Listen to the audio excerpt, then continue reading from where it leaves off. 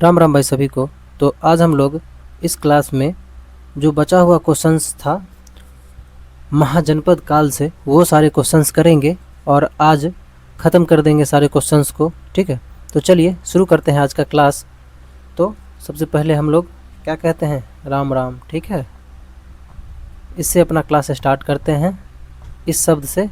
ठीक है, तो ऊर्जा बनी रहती है। ठीक है ना, तो चलिए आगे देखते हैं। क्वेश्चन नंबर 1 सब्सक्राइब कीजिएगा। ठीक है, कॉम्पिटिटिव मोड को। आगे देखते हैं। क्वेश्चन है क्वेश्चन नंबर 42, निम्नलिखित में से कौन कौन से भारत पर ईरानी आक्रमण के प्रभाव के रूप में माना जाता है? खरोष्टी लिपि का प्रचार, ये भी ठीक है। अभिलेख उत्कीर्ण करने की कला का प्रचार, ये भी ठीक है। ईरानियों की छत्रप प्रणाली का प्रचार, ये भी ठीक है। घंटा आकार के गुंबज की कला का प्रचार, ये भी ठीक है। उसके बाद है स्त्री अंगरक्षकों की नियुक्ति, तो ये भी ठीक है। ये पांचों प्रभाव जो है भारत पर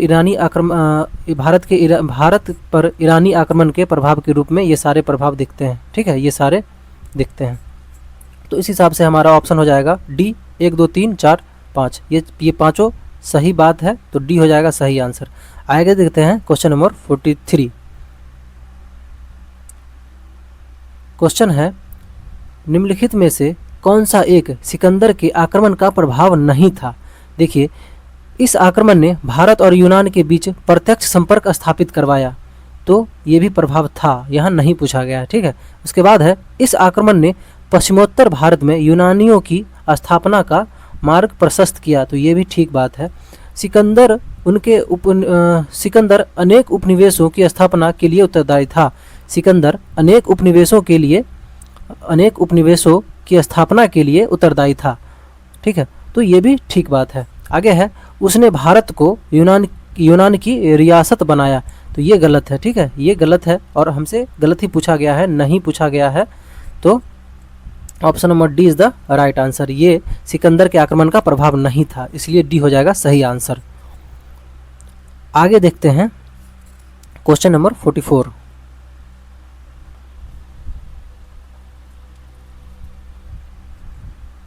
निम्नलिखित में से किस राज्य में गणतंत्रात्मक शासन व्यवस्था नहीं थी? निम्नलिखित में से किस राज्य में गणतंत्रात्मक शासन व्यवस्था नहीं थी? तो वो जो नहीं थी वो थी मगध में नहीं थी। ठीक है ना, option number D is the right answer. Kapilavastu के शाक्य में भी गणतंत्रात्मक शासन व्यवस्था थी। कुशीनगर के मल्ल में भी गणतंत्रात्मक शासन व्यवस्था थी। वैशाली के लिच्छवी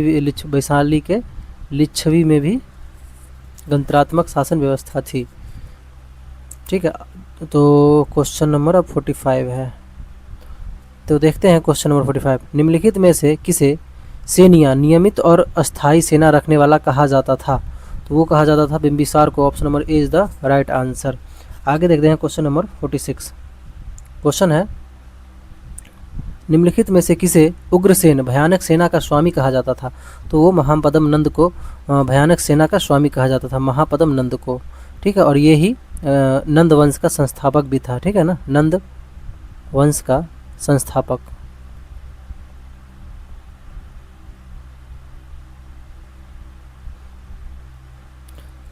तो ये हो जाएगा इसका सही आंसर। आगे देखते हैं क्वेश्चन नंबर 47। क्वेश्चन है डेरियस दरेबाहु प्रथम ने 1516 बीसी में सिंधु के तटवर्ती भूभाग को जीतकर उसे ईरान का 20वां क्षत्रपी प्रांत बनाया। उसे कितना राजस्व प्राप्त होता था? तो वो होता था 360 talent. Option number A is the right answer. आगे है क्वेश्चन नंबर 48। क्वेश्चन है निम्नलिखित में से कौन सिकंदर के साथ भारत आने वाला इतिहासकार नहीं था? तो वो जो नहीं था वो था हेरोडोटस। ठीक है, option number D is the right answer. आगे देखते हैं क्वेश्चन नंबर 49। क्वेश्चन है महाजनपद काल में श्रेणियों के संचालक को कहा जाता था? महाजनपद काल में श्रेणियों के संचालक को कहा जाता था, क्या कहा जाता था? तो वो कहा जाता था श्रेष्ठीन। Option number is the right answer. श्रेणियों के संचालक को श्रेष्ठीन कहा जाता था। आगे देखते हैं क्वेश्चन नंबर 50। क्वेश्चन है गृहपति का अर्थ क्या है? गृहपति का अर्थ क्या है? तो वो है धनी किसान। Option number A is the right answer. आगे देखते हैं क्वेश्चन नंबर 51। क्वेश्चन है सूची 1 में राजा दिया गया है, सूची 2 में राज्य दिया गया है और उसके साथ सम्मिलित करना है। देखिए अष्टकुल्क जो है, नहीं यहाँ पे ये सूची 1 सूची 2 से सम्मिलित करना, और ये राजा और राज्य नहीं है, ठीक है ना। ये संस्था थी कुछ और उसको क्या कहा जाता था, ठीक है, वो कहा गया, वो सम्मिलित करना है, ठीक ना। जैसे अष्टकुल किसे कहा जाता था, तो वो जो परामर्शदायी संस्था थी उसे अष्टकुल कहा जाता था। उसके बाद है महामात्र किसे कहा जाता था, जो उच्च कोटि के अधिकारी होते थे उन्हें महामात्र कहा जाता था। उसके बाद है बलि साधक किसे कहा जाता था, किसानों से कर वसूलने वाला अधिकारी जो होता था उसे बलि साधक कहा जाता था। उसके बाद है सौल्किक शुल्काध्यक्ष, ठीक है, सौल्किक या शुल्काध्यक्ष। तो ये जो है क्या कर, शिल्पियों व व्यापारियों से शुल्क वसूलने वाला ये होते थे। शिल्पियों व व्यापारियों से शुल्क वसूलने वाले जो होते थे उन्हें सौल्किक या शुल्काध्यक्ष कहा जाता था। तो इस हिसाब से गुड बनेगा ऑप्शन नंबर ए का 1, बी का 2, सी का 3, डी का 4 इज द राइट आंसर। आगे देखते हैं क्वेश्चन नंबर 52। क्वेश्चन है मगध के किस प्रारंभिक शासक ने राज्यारोहण के लिए अपने पिता की हत्या की एवं इसी कारणवश अपने पुत्र द्वारा मारा गया।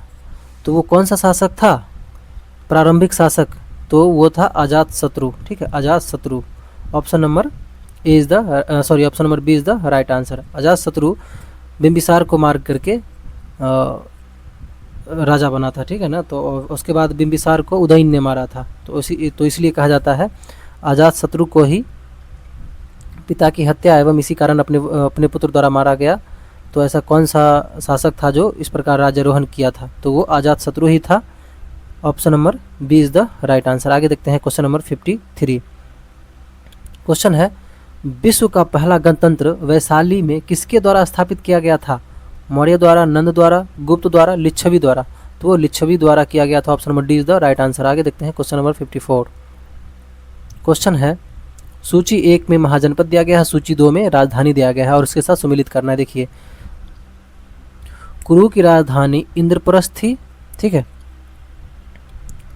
और पांचाल की राजधानी अहिच्त्र थी।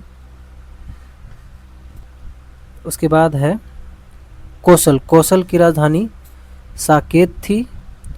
उसके बाद है वत्स की राजधानी कौसंबी थी। तो इस हिसाब से ऑप्शन नंबर ए होगा, ए का 4, बी का 3, सी का 1, डी का 2, है ना। ए का 4, बी का 3, सी का 1 और डी का 2। तो option number A is the right answer. चलिए आगे देखते हैं क्वेश्चन नंबर 55। क्वेश्चन है निम्न में से कौन एक बौद्ध ग्रंथ 16 महाजनपदों का उल्लेख करता है, निम्न वो है अंगुत्तर निकाय। Option number A is the right answer. आगे देखते हैं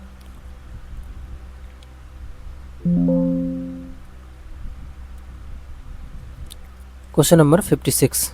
इसका आंसर अंगुत्तर निकाय हो जाएगा, ठीक है। चलते हैं क्वेश्चन नंबर 56 की तरफ।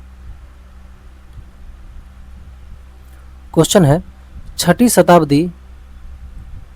शताब्दी ईसा पूर्व की मत्स्य महाजनपद स्थित था, कहाँ स्थित था, पश्चिमी उत्तर प्रदेश में, राजस्थान में, बुंदेलखंड में, रुहेलखंड में। तो वो स्थित था राजस्थान में। Option number B is the right answer. आगे देखते हैं क्वेश्चन नंबर 57 और आज का लास्ट क्वेश्चन है निम्नलिखित में से किस एक नदी को पहले वितस्ता नाम से जाना जाता था, तो वो है झेलम नदी, ठीक है। झेलम नदी को वितस्ता नाम से जाना जाता था।